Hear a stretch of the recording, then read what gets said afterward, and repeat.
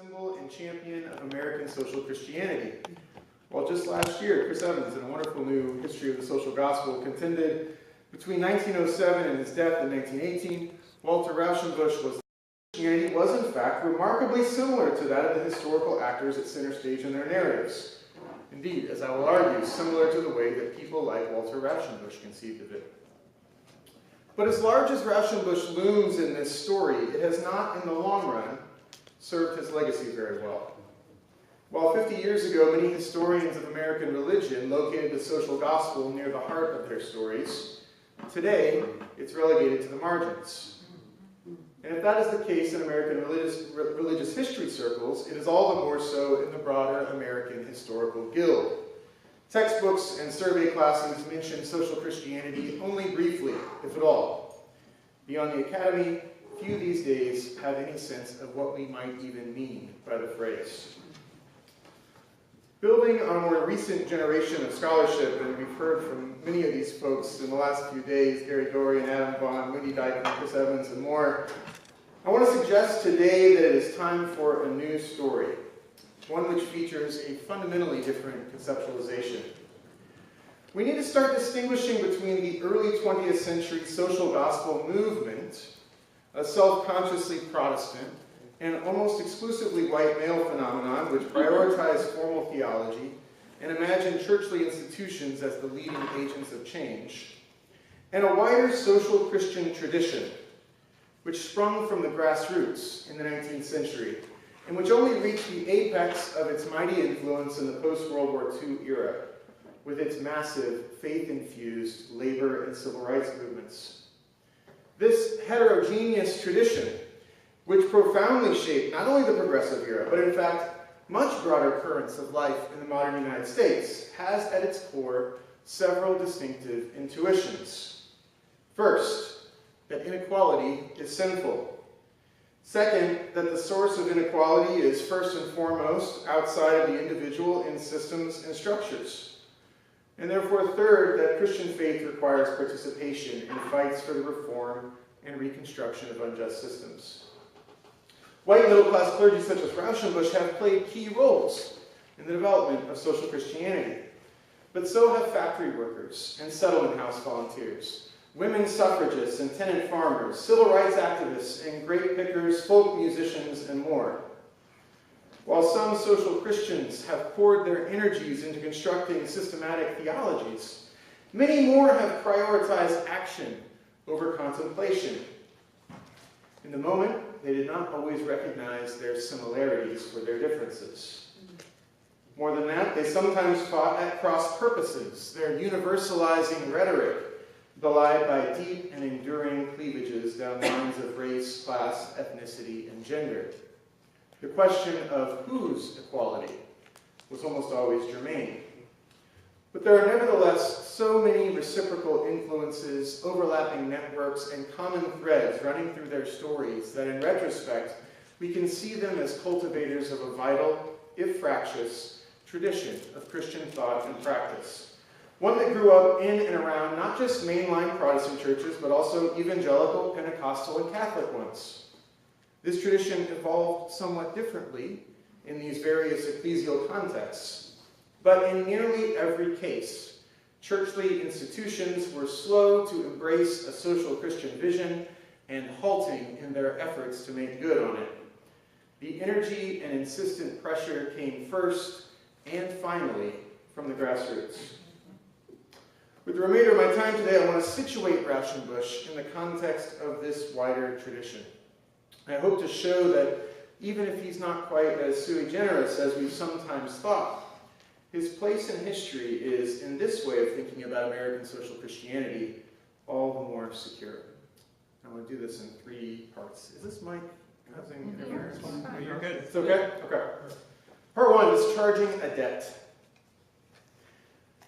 I have written this book to discharge a debt, Rauschenbusch declares in the poignant final paragraph of the introduction to Christianity and the Social Crisis, the 1907 title that launched him into the public eye. He went on to elaborate, "For 11 years I was pastor among the working people on the west side of New York City. I shared their life as well as I then knew. and used up the early strength of my life in their service. In recent years, my work has been turned into other channels, but I have never ceased to feel that I owe help to the plain people who were my friends. If this book in some far-off way helps to ease the pressure that bears them down and increases the forces that bear them up, I shall meet the master of my life with better confidence. Rauschenbusch's sense of a debt likely sprung in part from the fact, as others have noted, that it was his immersion in Hell's Kitchen that had sparked his own social awakening. He was part of a generation of late 19th century Protestant ministers whose eyes were opened in the course of their first pastoral call, often to a small church in a struggling urban neighborhood where the full brunt of the industrial crisis was on vivid display. Such experiences converted many, including Rauschenbusch, to a social Christian faith. But his debt to plain people was even greater than he let on.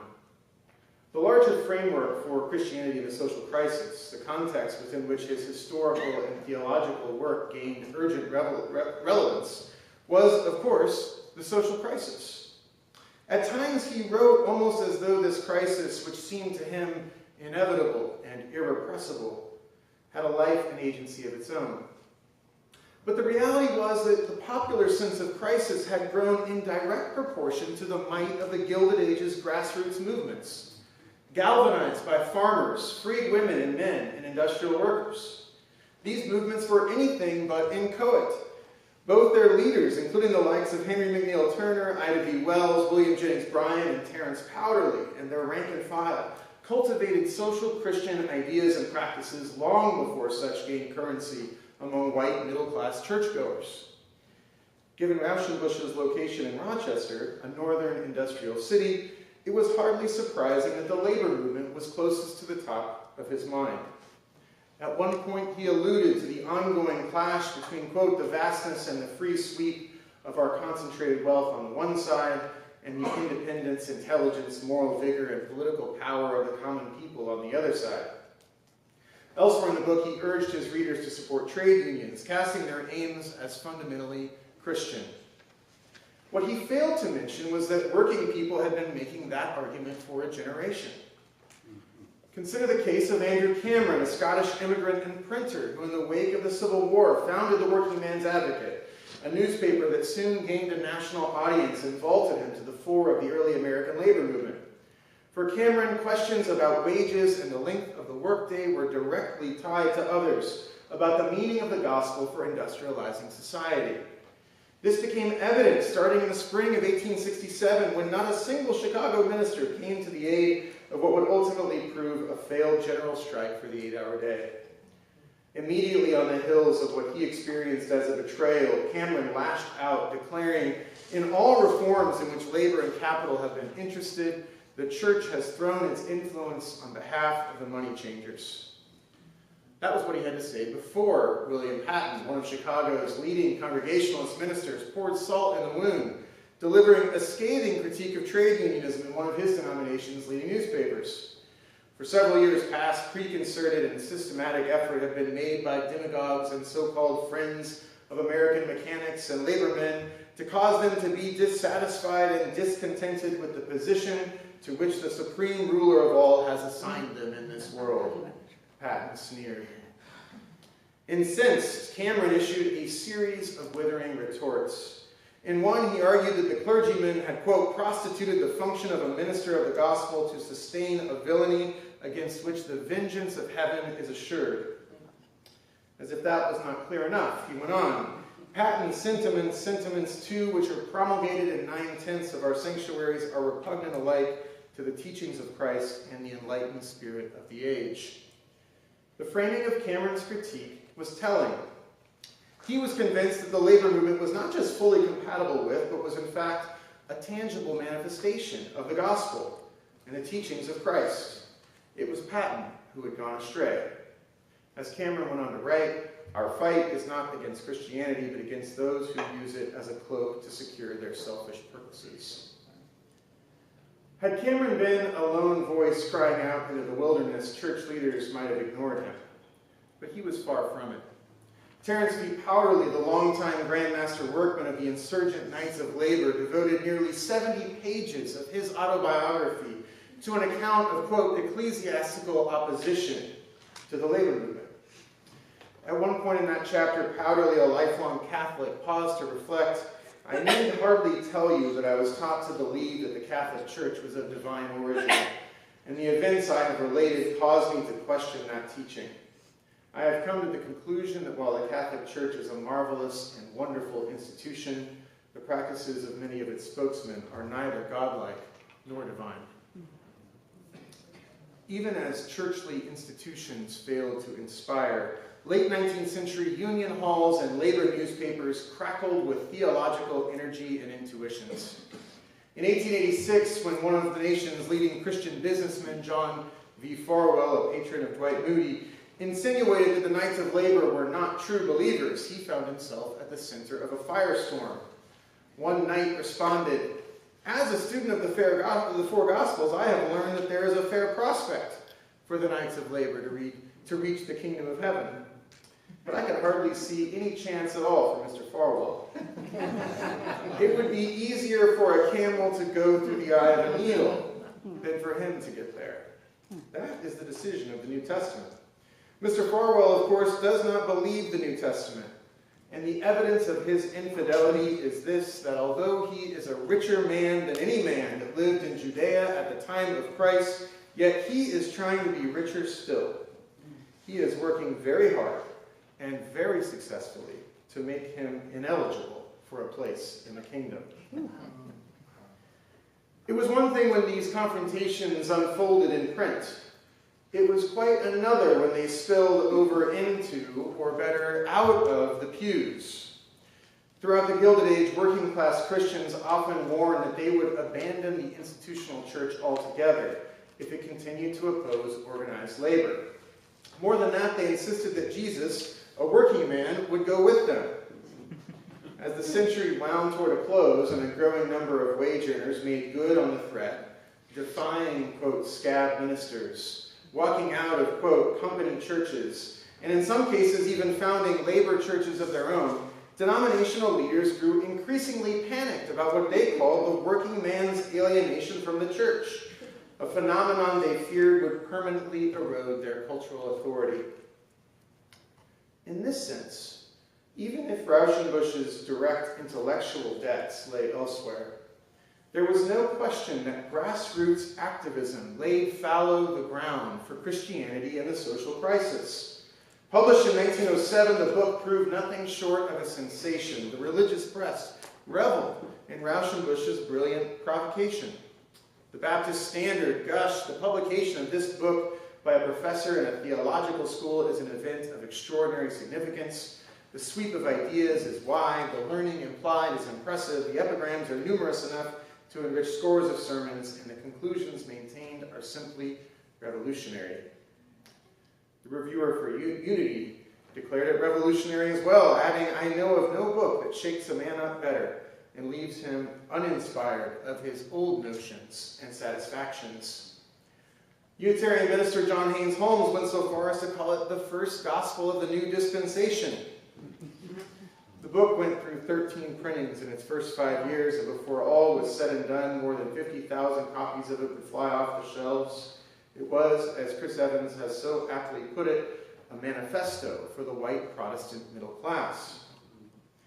The book resonated with white middle-class Protestant audiences precisely because it seemed to illumine a way forward through the crises which Gilded Age activists, including many an everyday social Christian, had intentionally brought to a head. It proved a source of particular encouragement to the many who were distressed about working men's apparent disaffection from the churches. Consider a few brief excerpts from the letters that Rauschenbusch received after the book's publication. A Congregationalist layman from Chicago wrote to him, "I cannot refrain from writing to thank you for your book, Christianity and the Social Crisis." He shared that he was preparing to send his copy, quote, "out among the working men," and went on to say, "I have for many years felt and said that working men will not come to the churches because the church does not stand for their interests." A Baptist minister in Concord, New Hampshire, penned a letter in the winter of 1908 relaying that he had read the book the year before, quote, "and ever since it has been working in my mind." He had spent the months immediately prior, quote, trying to do something to arouse my church to the situation and to get into touch with the labor union men in Concord.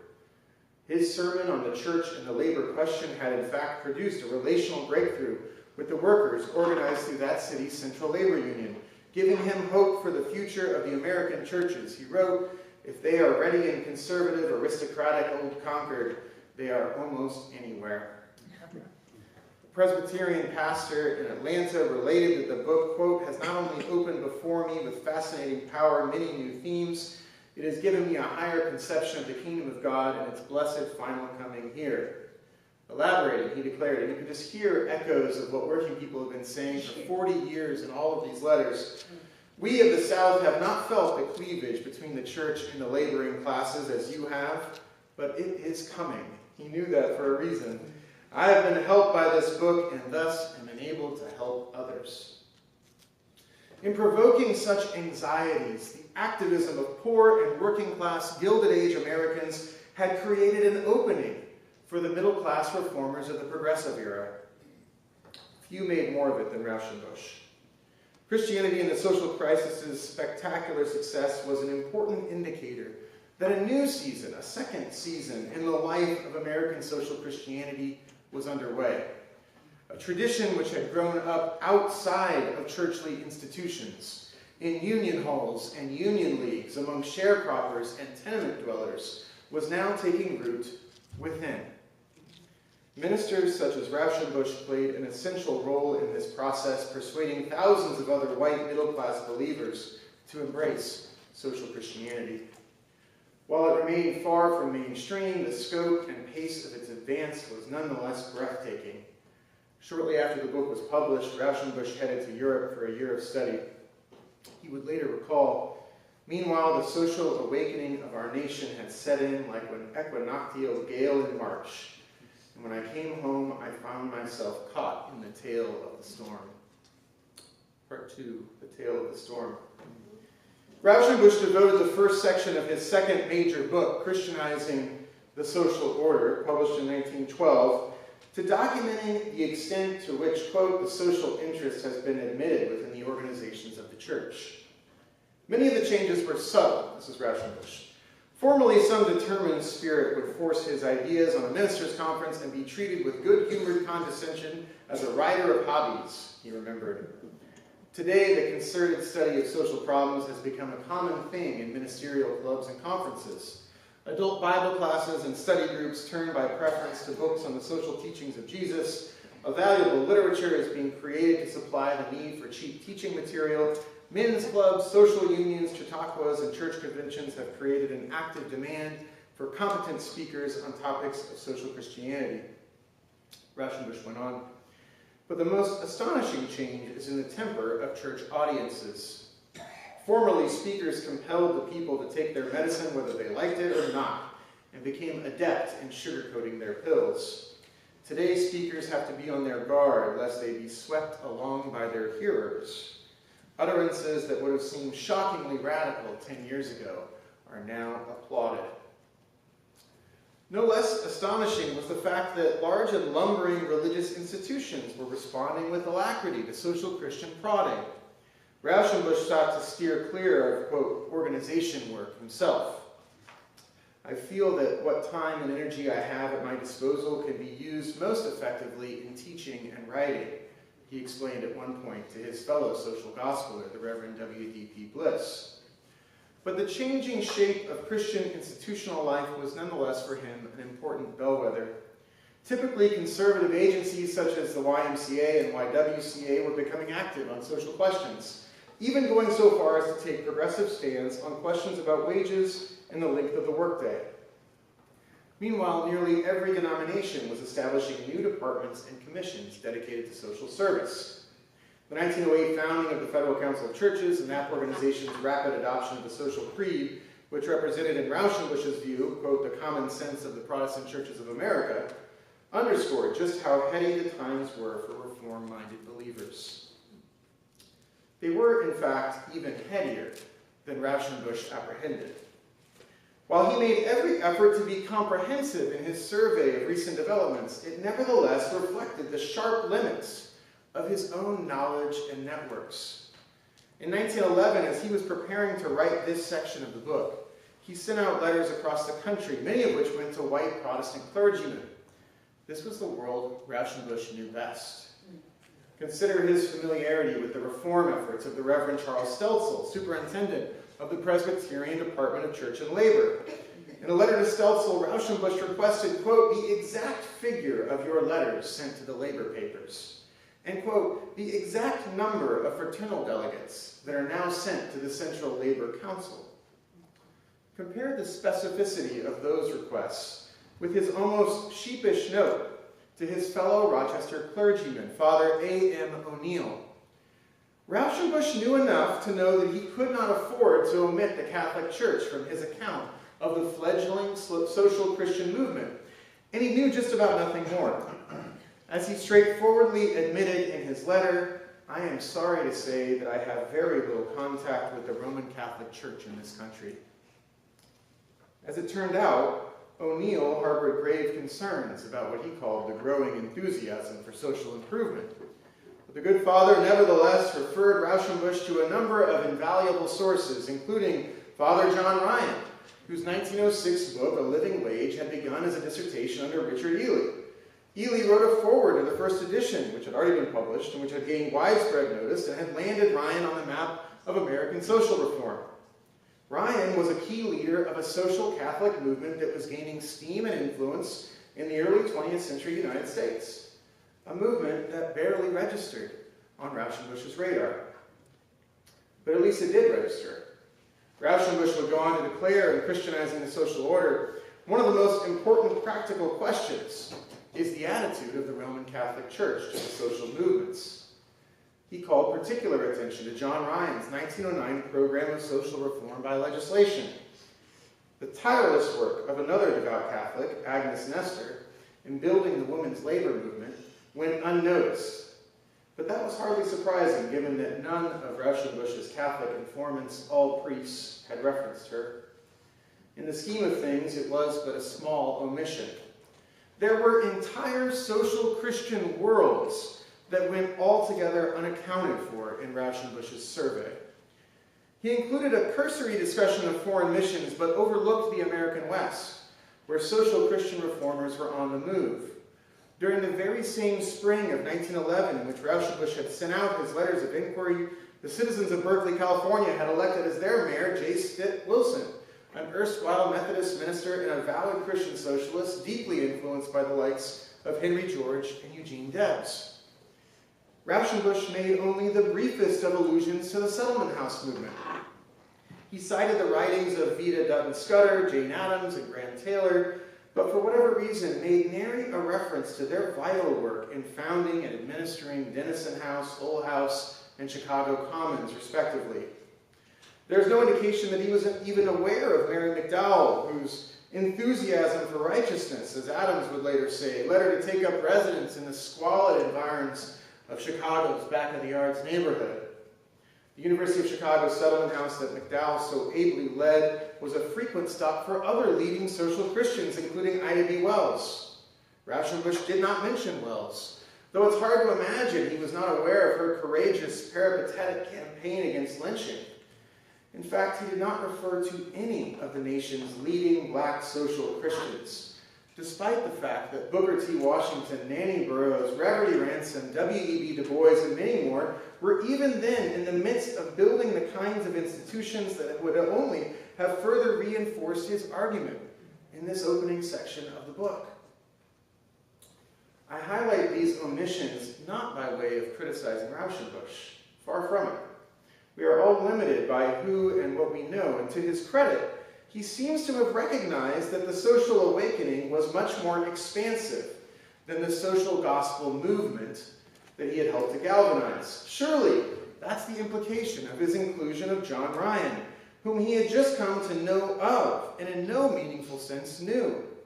Rauschenbusch and Ryan were not part of a common movement, insofar as that term connotes relationship, intentionality, and coordination.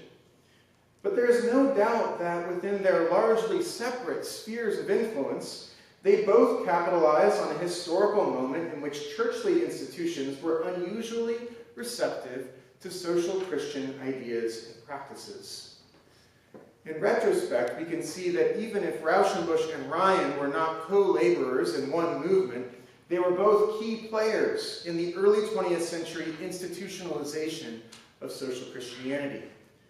The Protestant and Catholic threads of this tradition developed separately, but for all intents and purposes simultaneously, and though they remained always distinct, they would in the coming decades be woven together through ecumenical collaboration and joint activism. But as I indicated above, there were still other threads that Rauschenbusch either did not see or saw, but did not count. A century on, we do see them, and we should count them.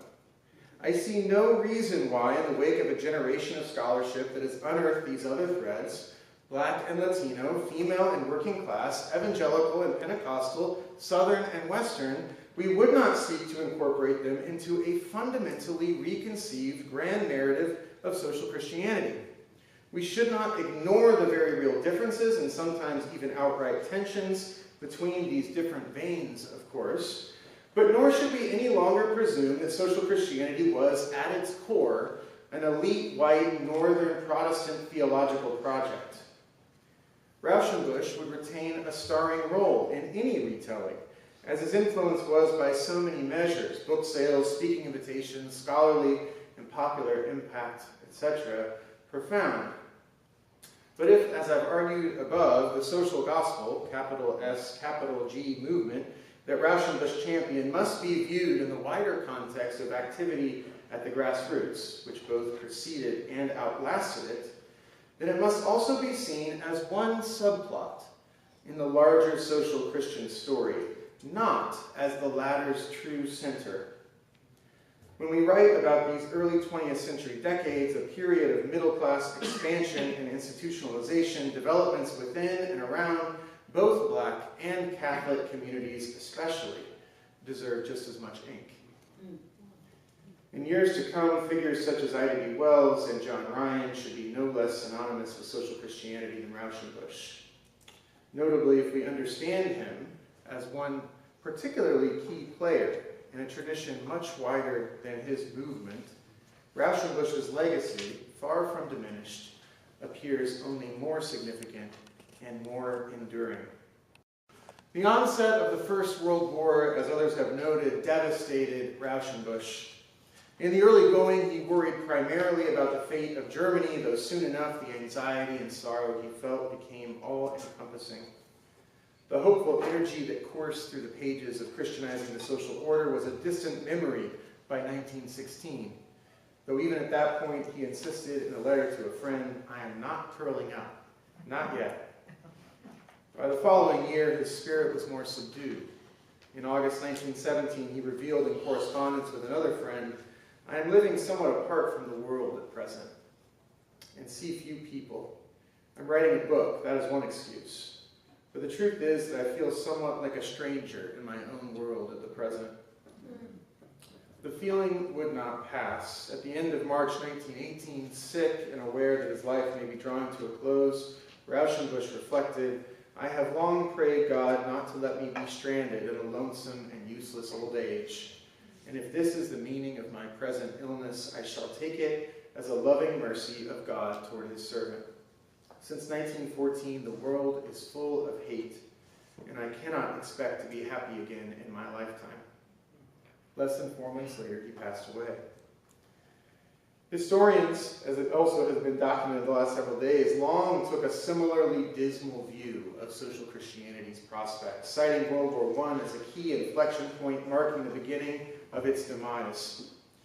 In more recent years, however, a number of scholars have begun to make the case for a long social gospel movement, one that links the world of early 20th century Christian reform to the struggle for Black civil rights.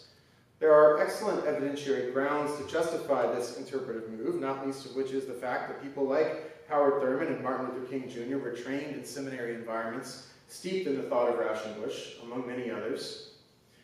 Building on the work of these colleagues, I want to argue that the connections between social Christianity and later 20th century developments are, if anything, even more dense than this long movement paradigm has to this point suggested. Social Christians were intricately involved with nearly every major reform movement and initiative of the middle 20th century. Take, for example, the New Deal. The unprecedented avalanche of legislation signed by President Franklin D. Roosevelt in his first 100 days alone created a larger and more interventionist federal government than the nation had ever known. In the most immediate sense, it was the economic emergency of the Great Depression that catalyzed these developments, but the spread of social Christianity in the decades prior was another significant condition of possibility. Perhaps never before had the immorality of economic inequality seemed so intuitive to so many people. More than just shaping the context into which the New Deal emerged, social Christians had a direct hand in creating it. Many in FDR's cabinet were steeped in social gospels, including Frances Perkins, who was Secretary of Labor from 1933 to 1945, was one of the welfare state's foremost architects. As her biographer, George Martin, writes, what Perkins chose to do was determined by her religion. Many Democrats supported the Social Security Act because it attracted votes, others for humanitarian reasons, Perkins for Jesus' sake, because it brought the city of God closer to the cities of toil and industry. Her colleague, Harold Ickes, the Secretary of the Interior and the only other member of the cabinet to serve through the entirety of FDR's administration, explicitly framed the New Deal as the realization of social Christian ideals. When he addressed the leaders of the Presbyterian Church USA in the spring of 1934, he drove home this point. Christ wanted men and women to live upright lives, Ickes acknowledged, but he also wanted them to have for each other understanding and goodwill and mutual helpfulness. He wished them to be good neighbors. He hated injustice with a righteous hatred. His whole life was a fight against oppression. In Ickes' estimation, the New Deal reflected Christ's values. It is grounded, this is him, on the theory that one should do unto others what he would that others should do unto him. Of course, while the New Deal was constructed in Washington, D.C., it was truly made, as Liz Cohen and other historians have shown, at the grassroots. At nearly every level, American Catholics threw their collective weight behind it. Working-class believers poured into the ranks of the Congress of Industrial Organizations upon its founding in 1935. While they had embraced a pro-labor gospel for generations, they were now joined not only by the Vatican, which in 1931 promulgated Quadragesimo Anno, an even bolder reworking of a social Christian program first outlined in the Gilded Age encyclical Rerum Novarum. They were also joined at this point by a vast array of labor priests, nuns, and bishops. Many of these participated actively in the work of the National Catholic Welfare Conference's Social Action Department, and especially its Catholic Conference on Industrial Problems, the CCIP. Throughout the 1930s and 1940s, the leaders of the CCIP held conferences across the country. Regulars on the speaker circuit included not only the likes of John Ryan, known in many circles now as the Right Reverend New Dealer, after his endorsement of FDR's 1936 re-election bid, but also Vincent Ferrer, a Dominican sister and professor at Rosary College, whose expertise on economic and political questions regularly took the men she encountered at such conferences aback. Protestants also cheered the emerging welfare state. In 1932, the Federal Council of Churches endorsed an updated and more progressive social creed, one which united its member denominations in support of collective bargaining and other policies that would become law under FDR. High-ups in the FCC hailed the New Deal as a third American revolution and one which was consonant with Christianity's highest ideals. These sentiments were widely shared. When Roosevelt solicited clergy feedback regarding his programs, he was soon buried under a deluge of 30,000 letters, many of which were unremittingly positive. Allison Green, in her recent book, No Depression in Heaven, sorts through these and finds that even in the more conservative South, both white and black clergy returned glowing reviews of the 1935 Social Security Act, though in many cases the latter black clergy harbored deep reservations about the New Deal state's surrender to Jim Crow. The mainline clergy hardly had a monopoly on social gospels. In Missouri's impoverished Boot Heel, it was spirit-filled Pentecostal tenant farmers who who galvanized interracial organizing drives for economic justice. Such instances of collaboration across racial lines remain few and far between, however. Even as black Christians in a variety of denominations struggled against the withering reign of Jim Crow, many of their white social gospel counterparts continued to prioritize economic over racial justice, while many more remained straightforwardly racist. The failure of Christianity to address social wrongs, and especially pervasive racism, prompted Howard University theologian Howard Thurman to write Jesus and the Disinherited, in which he probed the meanings of the gospel for those with their backs against the wall. The book encouraged an emerging generation of civil rights activists whose collective sacrifice would bring social Christianity to its apex. I don't have time to connect all the dots today, but suffice it to say that elite support for the New Deal ended up triggering a significant backlash against social Christian leadership within many church bodies. I'll wrap it up. One more minute.